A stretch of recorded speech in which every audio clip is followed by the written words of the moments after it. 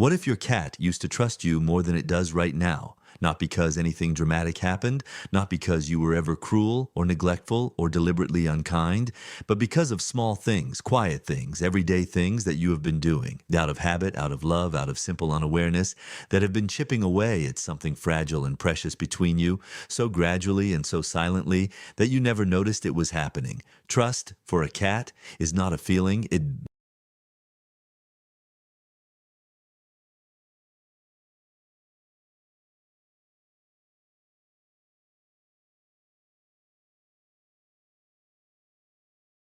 is a structure built slowly, over time, through the accumulation of 1,000 small, consistent moments. And unlike human trust, which can be rebuilt through conversation, an explanation, an apology, a cat's trust is rebuilt only one way: through patient, repeated action, through the slow, quiet demonstration that the thing that broke it will not happen again.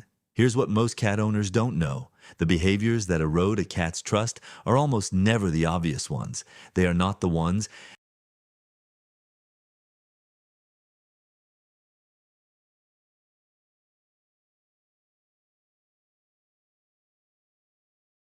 that produce hissing or scratching or dramatic flight. They are subtler than that. They are the things that seem harmless, the things that seem like nothing at all, the things that your cat has been quietly filing away, interaction after interaction, building a picture of the world you represent, and whether that world is truly safe. But here's the thing. Once you know what those behaviors are, once you can see them clearly for the first time, you can stop. And what happens when you stop?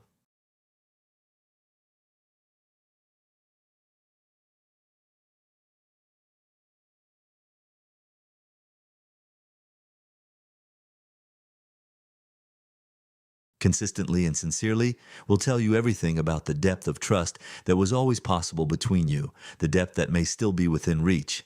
Stay with me, because the one on this list that tends to hit people hardest, the one they never see coming, is saved for later, and it is not what you think. Let's start with something that happens in almost every home with a cat.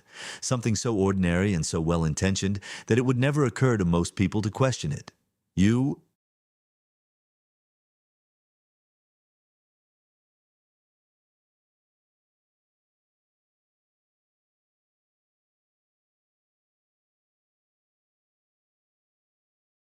are having a good moment with your cat. It came to you, settled on your lap, leaned into your hand, offered that rare and wonderful openness that cats give only when they feel completely at ease. And it was good. It was exactly the kind of connection you wanted. So when you felt it starting to shift, when your cat's body began to signal that it was ready to move on, that the moment had reached its natural end, you held on a little longer, just a little, just because it was so nice. And you,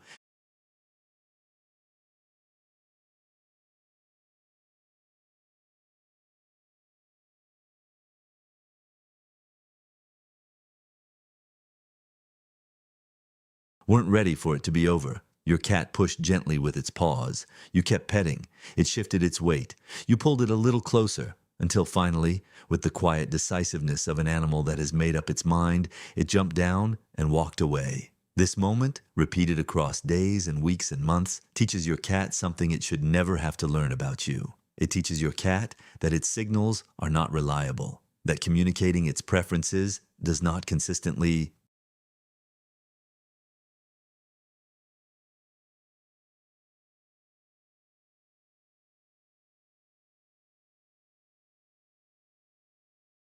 change what happens to it, that the decision about when closeness ends is not always its own to make, and a cat that learns this begins very slowly and very quietly to offer less, to approach with more hesitation, to keep its interactions shorter, because ending them on its own terms has become uncertain. The warmth doesn't disappear, but it becomes more careful, more measured, more protected, because the cat has learned, through experience rather than intention, that it needs to protect it.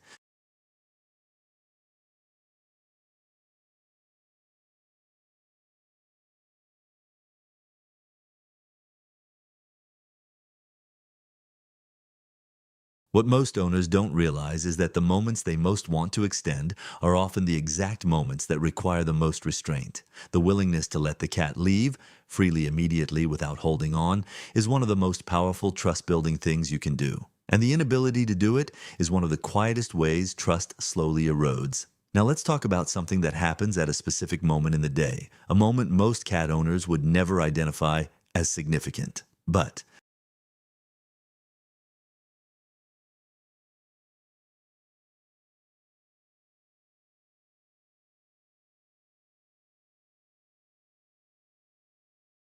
for your cat, it may be one of the most loaded moments in its entire experience of living with you, the stare, not the soft, slow blink gaze of affection, not the mutual, relaxed eye contact of two beings comfortable in each other's company, but the direct, sustained, unbroken human stare, the kind that we use naturally with each other as a sign of engagement and interest and connection. In human social language, eye contact is intimacy. It signals that we are present, that we are listening,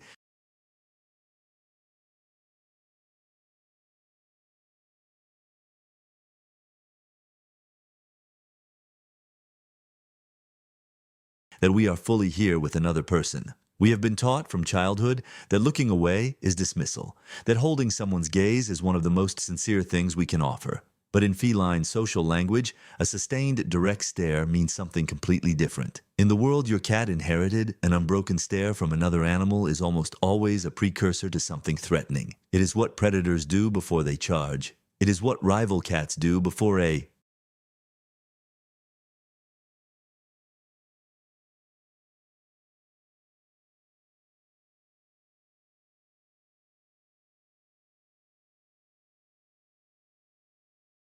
confrontation. It is a signal of dominance, of challenge, of imminent conflict, not of warmth. When you stare at your cat with the open, loving human gaze you intend as affection, your cat receives something closer to a threat signal. Its nervous system responds accordingly, even if only subtly, even if it doesn't run or hide, even if it sits there and tolerates it with the patient composure that cats are famous for. Underneath that composure, a stress response has been activated, and stress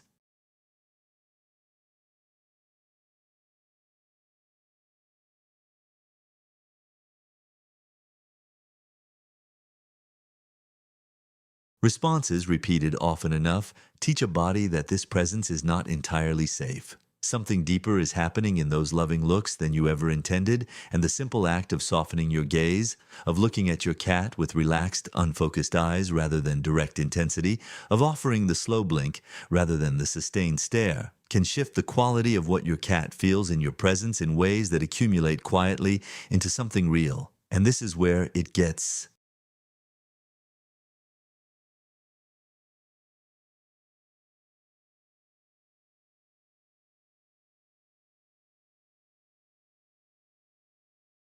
interesting, because the next behavior on this list is one that most owners find surprisingly difficult to hear about, because it comes from one of the most loving impulses possible: waking your cat up. Your cat is sleeping, peacefully, completely, with that total physical surrender that cats bring to rest in a way that looks almost sculptural. And you, because it is beautiful, because you love it, because something in you wants to be part of that piece, you reach out and touch it.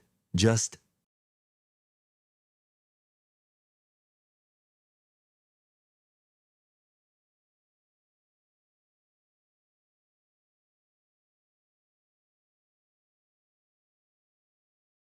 gently, just to feel it, just because you can. Your cat startles slightly, or opens one eye with an expression of mild displeasure, or tolerates the interruption with the stoic patience it has developed specifically for this purpose, and closes its eyes again once it has confirmed the source of the disturbance is you, safe, familiar, just being yourself. But here is what that moment registered as in your cat's nervous system: a sudden, unexpected physical contact during a state of total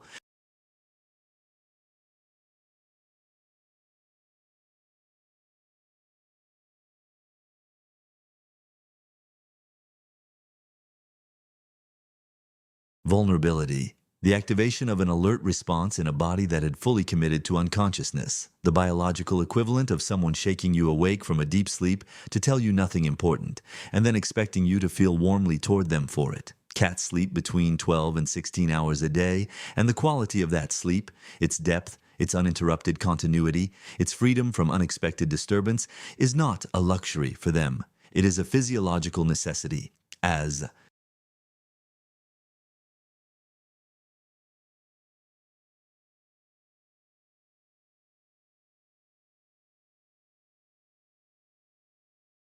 Fundamental as food and water. Cats that are regularly disturbed during sleep show elevated stress markers, increased anxiety behaviors, and over time, a reduction in the ease with which they can enter deep rest in the presence of the person who disturbs them. What your cat is learning in those repeatedly interrupted naps is that rest in your presence carries a risk. That vulnerability in your vicinity, the total physical openness of sleep, is not entirely safe, and a cat that cannot rest.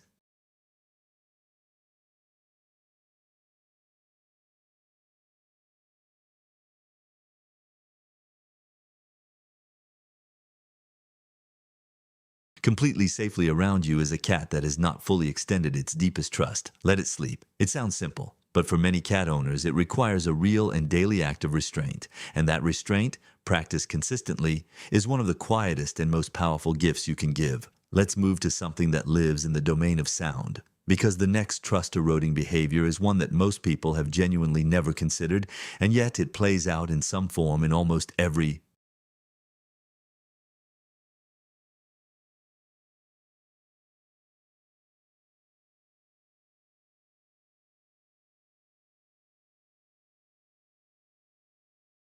cat owner household multiple times a day. Your voice, not what you say, but how you say it, in the specific moments when your cat has done something you did not want it to do, the raised tone, the sudden sharpness, the sharp no directed across the room when it jumped somewhere it shouldn't, or knocked something over, or scratched the furniture, or did any of the countless things that cats do that humans find inconvenient. Here is what your cat understands from this. Not the word, not the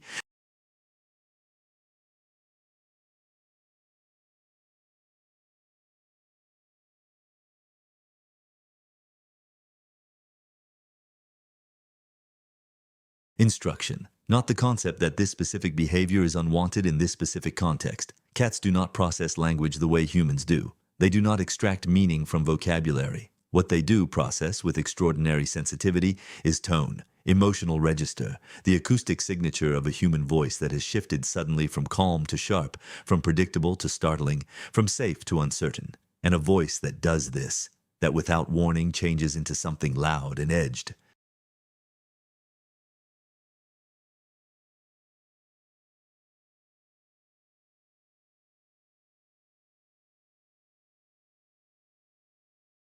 And pointed in the cat's direction is a voice that the cat's nervous system files accurately as unpredictable. And unpredictability, for a cat, is one of the most fundamental forms of unsafety there is.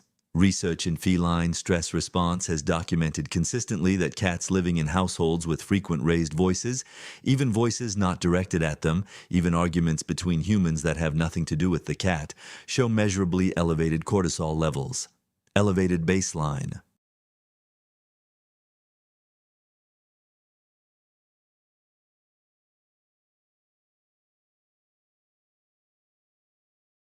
Anxiety, reduced willingness to engage socially with the people in their environment. The voice is a primary signal, and when the signal is unreliable, when it can shift without warning into something alarming, the entire presence of the person producing it becomes something to approach with caution. This does not mean never correcting your cat's behavior. It means understanding that a calm, low voice is not weakness. It is the most effective communication tool you have. It is the sound your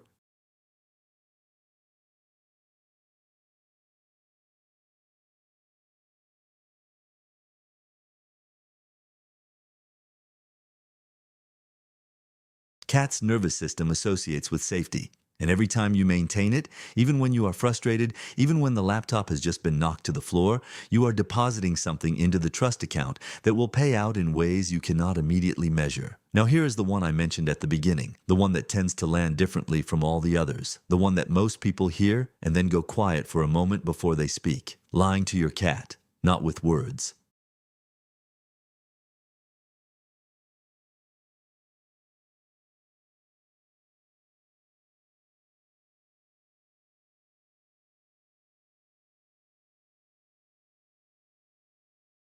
Cats don't understand verbal deception. But with the one language your cat trusts absolutely, the language of your actions, your routines, your predictable patterns of behavior, you have almost certainly at some point told your cat a lie, and it heard it with complete clarity. Think about the last time you took your cat to the vet. how it happened, whether you behaved normally in the lead up, going about your ordinary morning routine, until the moment when the carrier appeared and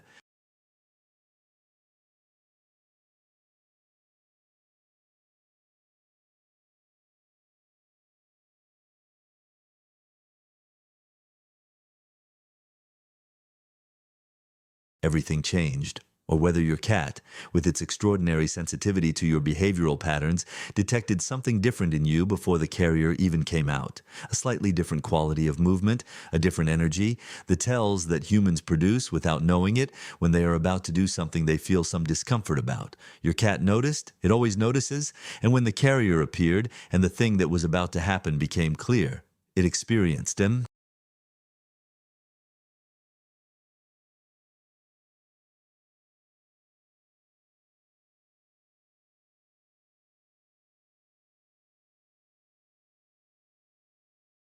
Something that went beyond the stress of the vet visit itself.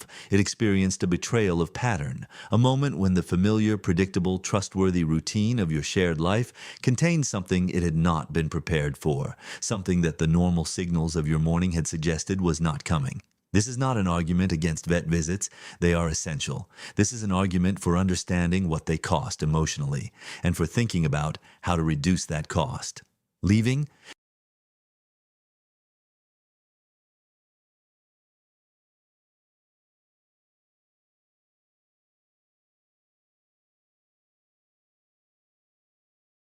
The carrier out in the open all the time, so it becomes a familiar object rather than a sudden, ominous arrival. Practicing short car rides that go nowhere alarming. Building a set of associations around the carrier that include positive experiences so the whole constellation of signals doesn't collapse into one meaning. Something bad is about to happen, and the person I trust is part of it. The deeper point is this: your cat's trust in you is built on the reliability of your patterns.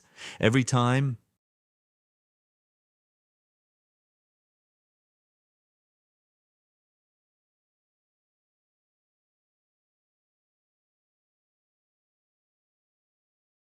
those patterns hold every time you are who your cat expects you to be, doing what your cat has learned to predict.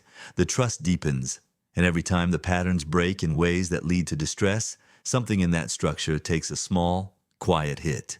Consistency is not boring in the language of cat trust. It is the most loving thing you can be. So let's bring this all together. Because this story was never really about a list of behaviors. It was always about something much more fundamental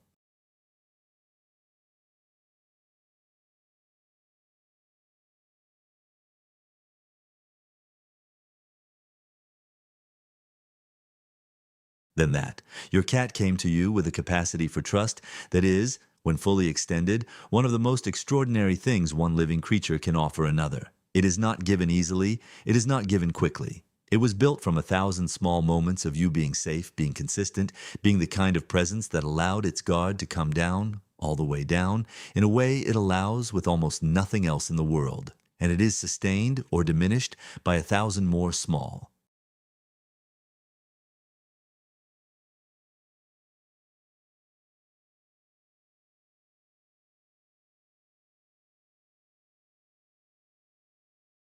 Moments every single day. Moments that seem like nothing. Moments that last 3 seconds. Moments that you would never think to remember, but that your cat, with its long and faithful emotional memory, files carefully and refers back to in every interaction that follows. The good news, and this is the most important thing in this entire story, is that trust, once understood, can always be rebuilt. Not with grand gestures, not with apology or explanation or anything that requires your cat to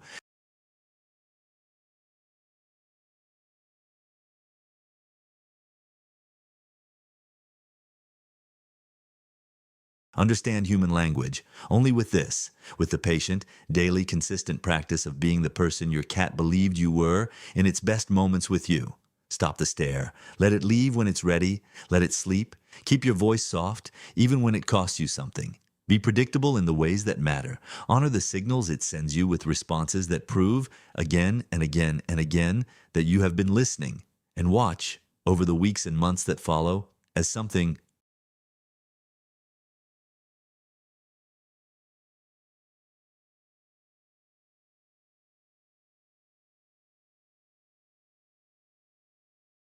that had gone a little quiet begins to come forward again, slowly, carefully, with the particular irreplaceable quality of trust that has been tested and held, and found, finally, to be worth extending again.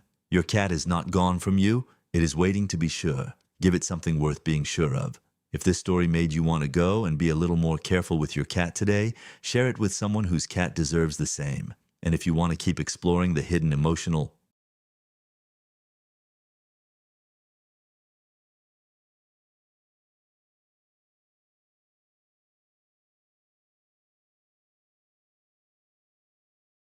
language of cats, stay right here. There's always more to discover.